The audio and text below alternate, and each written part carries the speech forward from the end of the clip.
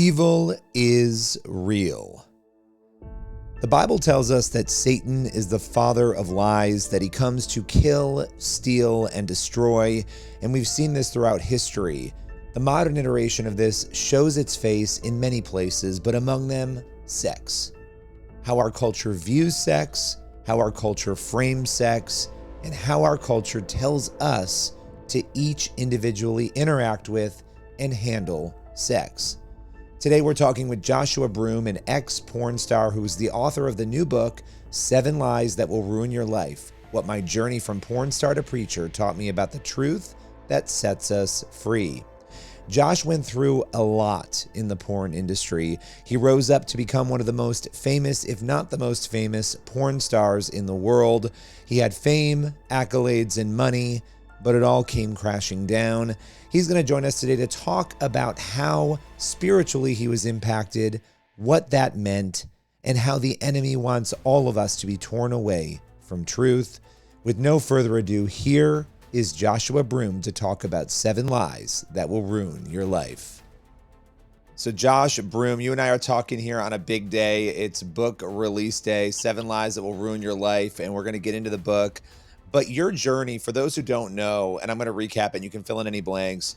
Yeah. You were really one of the most prominent, well-known porn stars, in the world, which is such a strange thing to say, but it's the truth. And you had money, you had notoriety, you had all these things, and it all sort of came crashing down on you, and you changed your life. And now you're a preacher and you're out there sharing the gospel. And so that's a really quick, we could do 3 hours on your story of how you got where you got.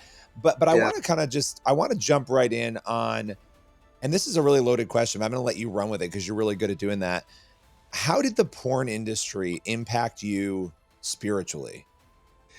I would say tremendously. I mean, because a lot of people hear my story and they think like I came to Christ and I left the porn industry, and that's not the case. I grew up in a broken home, and my mom's amazing. Like I had everything I needed, but just the reality of I didn't have a father in my life, and I didn't really have any kind of significant male influence in my life. And each and every person needs that in some capacity, whether it's a father in the home or some kind of mentorship or a male figure speaking into our life. Every single man needs that, and I didn't have that. And I made a lot of decisions that led me to being in the porn industry. And the porn industry, it really just deepened and darkened something that already existed. And to your point, certainly a spiritual aspect about it. We're talking about this book that you and I pieced together, and we're telling stories of people that were impacted by lies, but lies are from the father of lies, which is Satan. And we're really looking at, okay, can you trust your gut? Can you trust your heart? And from a theological aspect, we look at, okay, you've got Jeremiah saying that the heart is deceitful and wicked among all things. You can't trust it. And then you have almost this cognitive dissonance where these two contradicting truths or two similar truths that struggle with against one another. Where in Ezekiel, you're talking about, okay, now you're going to have this heart of flesh, and you're going to get the heart of stone that you once had removed. But there's another reality on this side of heaven where a follower of Jesus still wrestles with what Paul talks about in Romans 7. You still want to do the things that you should not do, and you struggle to do the things that you want to do, and the reason lies in our flesh. But we see very clearly Paul talking about this in Ephesians. We don't wrestle against flesh and blood. There's principalities. There's Satan that wants to destroy you. John 10:10. The enemy wants to still kill and destroy you. So even as a believer, you're going to wrestle with your flesh, and there is an enemy that wants to use the things that your heart desires wrongly to lead you away from the person of Jesus and the purpose that Jesus died for you to access. Because the abundant life is not just heaven, the abundant life is here and now. And that's what the enemy wants to do. If the enemy cannot, stop you from salvation, he will try everything he can to stop you from your destination here on earth. And that's to proclaim the gospel, to live out your calling, to step into your purpose. And we see, the proclivity of the porn industry. Well over half of Christians that are in church on a regular basis struggling with pornography. We see 2.5 billion Christians, and then you see 5.5 billion non-Christians. So how do the 2.5 reach to 5.5? Well, if they're wrestling with, uh, you know, habitual sin, and they're ignorant to the fact that there's an enemy trying to still kill and destroy them, of course, we are leaving ourselves open to spiritual warfare. We're leaving ourselves open to spiritual attack, because if we don't believe we're under attack and we don't believe there's an enemy, he's got the upper hand. Yeah, well, and what I love about what we were able to do in this book, and particularly your story, is kind of like calling out those lies. You're talking about some of those lies right now, but the things we know are not true. Like a lot of that stuff led you into the industry, like on this search, on this quest to sort of find something, and you arrived with again the money, the accolades, all those things, and yet for you spiritually, while you were in the industry, you got to a point where you just wanted to die. You wanted it to all end, right? And so many people find themselves in those positions though in different ways, right? Not necessarily getting into the porn industry, but in other ways where they think, "Oh, I'm going to gain these things and it's going to be great." And then they get there and it's spiritually empty and spiritually void. Talk a little bit about that, those moments where you just wanted to end it because you were like, this is not, I hate myself. I hate what I'm doing. This is not what I thought it was going to be. Yeah, I mean, if the enemy can convince you of a lie to be true, because he's a father of lies, if the enemy can convince you that a lie is true, then while those of us who have a biblical worldview know that there is one true truth, but you can uh, that truth that you see, or the truth that you live in, or the worldview that you create, it can be minimized and corrupt if you incorporate lies within that truth. We touch on this in I believe the second chapter, and is really a nod to a hero, and now a mentor and great friend of mine, John Bevere. He talks about this in Killing Kryptonite. In Exodus 32, there's Moses is up getting the Ten Commandments, and he comes down, and Aaron and the crew of misfits have melted down all this jewelry and created a golden animal. And what's so interesting about that is they're calling it Yahweh. So it's like there's so many people that take their presuppositions or their preferences or their comforts, that they know fall outside of God's will for your life. If you're saying, okay, if I have a biblical worldview, I'm trusting that the Bible provides me with what is good, best, and true. Romans 12:2. How do I know God's good, pleasing, and perfect will? Well, he tells us clearly. So I would say in the industry, if I'm believing this lie, what I do is I take this lie and I start living as if the lie is true, and that's the way the enemy works. So how does the enemy work? Well, he go back to the garden.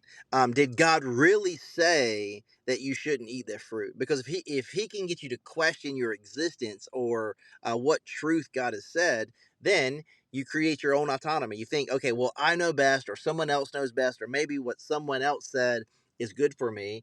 So I start thinking, this is my logic. Well, because I've done bad, I'm bad. Because I grew up without a father, I must be not very valuable. I must be inadequate in some way. So I wrestle to prove myself. And then I think in a real way, I love to point to Romans 2:4. It talks about God's his love, his kindness, his patience that leads us to repentance. I think in a real way, God allowed me to have everything that I thought would satisfy my soul. And when it didn't work, I had two choices. I either could believe the enemy, or I could look to something that existed outside of time, space, and matter. And at that point in my life, I was listening to the enemy, and the enemy told me, well, you've disqualified yourself from anything that your heart longs for. It's better that you don't return your mom's phone calls. It's better that you just remove yourself from these people who are telling you to do something different with your life, because they don't really mean that. You don't really have any friends. No one really cares about you. And then the thought enters, well, if I have everything that I thought would satisfy me and bring me happiness, now that I have it, now that it doesn't work, maybe I'm just too bad and I can never get enough of what I need. So maybe I'm just doing the world a favor by just dying. And then really thinking that, well, I'm just so ruined and broken. What's the point anyway? And Mm. that is, the small lie that started when I was 7 years old, when my mom was being abused, and my identity was grafted into, I am my mother's son. Like, that was my identity. Like, that's who I was. And I very clearly remembered, because I've I've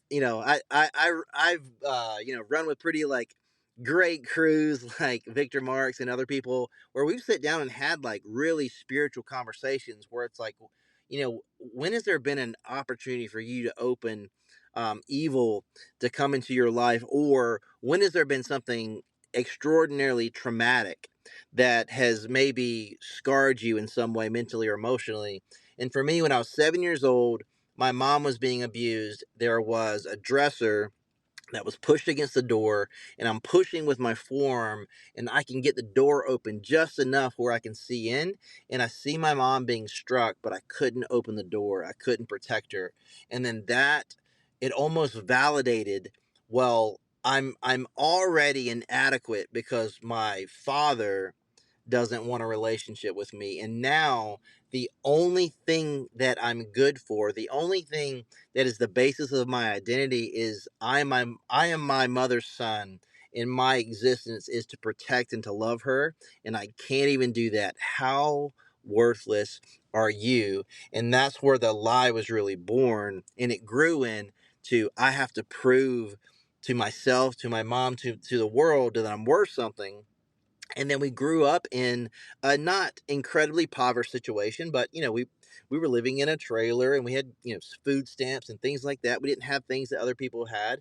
And when you don't have what the world says is status, or whatever, you can believe the lie. Well, if I had more money, then I would feel different. If I had more success, I would feel different. If I had more, more, more, more.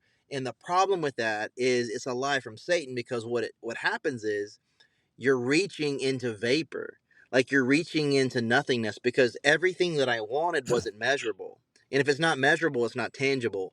And you just Like, keep reaching. You just keep reaching over and over and over again. It never ends. It's just yeah. an endless quest. Yeah, like anyone that wants to be rich, like, okay, what dollar amount is indicative of you being rich? If you want to be famous, what amount of awards, what amount of accolades, how many followers do you need until that desire is satisfied? It's never. You're insatiable, and it leads to the cyclical cycle of this dopamine hit from the achievement, and then the depression, and then the wrestle, and then you go back and back and back. But what ends up happening is the depression and the despair gets deeper and darker, and you feel like, in a real way, there's no way out.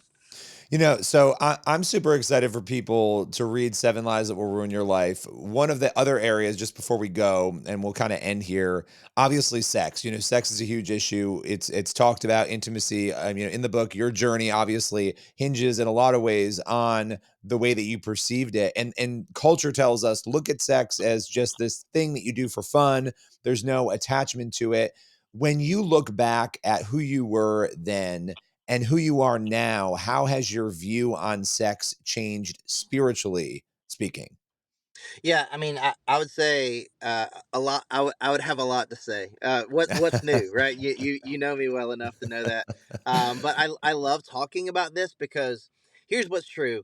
My story is such an anomaly, and people both love to talk about it and struggle to talk about it at the same time, because in Western culture specifically, we've made sex a god. Look at any show. Look at Euphoria. Look at any show that exists. Even look at Christian movies. Look at Redeeming Love. Like, you see this struggle, and I would say this, man, if people would just understand that Satan is using sex to get you to worship him, because anything that is not worship of God, you are falling victim to Satan. And what I love is I get to share with people, hey, purity is not something that's not redeemable. Purity is not something that's for God. You don't worship God more effectively or deeply when you walk in purity. Purity is for you so that you can see God rightly, so that he can protect you from the world. That's why the word of God, scripture, is a gate and a weapon, right? So it's a gate that protects you, and it's a weapon that we use against the forces of darkness. But if we don't use that weapon, we leave that gate open to spiritual attack. And if we're not using the weapon that we need, then we're going to be helpless against the attacks. So, yeah, man, it's like, I just love sharing the fact that a former porn star that did over 1,000 movies is teaching parents how to talk about sex with their kids. How much does Satan hate that? But here's what's true. It's like, I've been out of that industry 11 years. I am been married for almost 8 years. We've got 4 kids, and God has not only redeemed me, but I've done the work. I've got the theological education, but I've also sat with researchers and counselors, and as much as I've spent my life equipping myself to be theologically competent, at the same time, I've dug into the data. I work with people like Covenant Eyes and help. I got a free code, Broome 30. 1 month free accountability. Download the VPN. Stop yourself from yourself. It's so important. I partner with Defend Young Minds. They've got a book. I would say the book Defend Young Minds. It just had 10-year anniversary, and there's a message in a book they have called Good Book Bad Pictures that I need to hear, that you need to hear, that your children need to hear, that parents need to hear, and it's a message that transcends any circumstance. Here's what you need to know: there are bad things, but if you see bad things, that doesn't make you bad. And in the same way, if you're scared, you run to your father. If you're hurt, you run to your father. If you see something you shouldn't have seen, or someone shows you something that you don't want to see, that you know is bad, you run to your father. And if we have those conversations, that what happens is very different, because most people get exposed for the first time, secondhand exposure. I think 84% of the time is the data, where someone shows it to you, or you weren't looking for it and you come across it, and then you fall victim to curiosity and a real emotion, because we, like, each and every person has a sexual desire that's awakened at some point in their life. And if it's awakened too early, or they see something that a child's mind's not ready to see, just the neuroscience behind that is incredibly destructive. So just know, like, you've got to have those conversations, because if you don't have those conversations, you got to answer 2 questions. If it's such a big deal, why didn't you tell me? And you got to give an apologetic, because then you're going to say, well, why didn't you tell me? And why is what you're telling me different than what I heard first?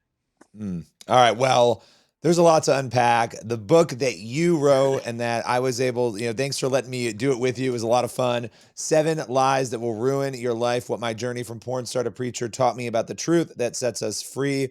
Joshua Broome, we've got a lot more to talk about, so I know we'll be doing this again soon. Appreciate it.